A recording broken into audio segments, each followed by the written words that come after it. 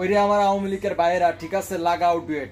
চাঞ্চল্যকর তথ্য, মাননীয় প্রধানমন্ত্রী দেশরত্ন শেখ হাসিনাকে ইনভাইট করছে জাতিসংঘে যাওয়ার জন্য। সেটা আমার কথা না, এটা জাতিসংঘ থেকে করছে। এটা আল জাজিরা টেলিভিশনে, রয়টার্স এবং ইন্টারন্যাশনাল গণমাধ্যম এগুলো প্রচার হইতেছে। কিন্তু বাংলাদেশের গণমাধ্যম এখন চোখ থেকে তারা অন্ধ হয়ে গেছে। মাননীয় প্রধানমন্ত্রী এখনো জাতিসংঘের বাংলাদেশের প্রধানমন্ত্রী হিসেবে তালিকার ভিতরে আছে এবং তাকে ইনভাইট করছে।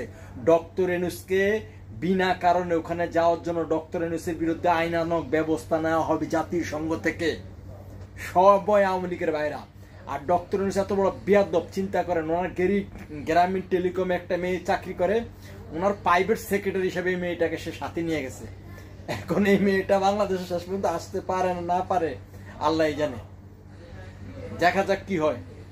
ডক্টর ইউনূস অবঞ্চিত ঘোষণা করছে, অবৈধ। এটা বিশ্বের সবাই এখন জানে, বাংলাদেশ টেলিভিশন এটা চোখে দেখে না। ভিডিওটা বেশি বেশি শেয়ার করবেন, আওয়ামী লীগের যত বাইরে আছে।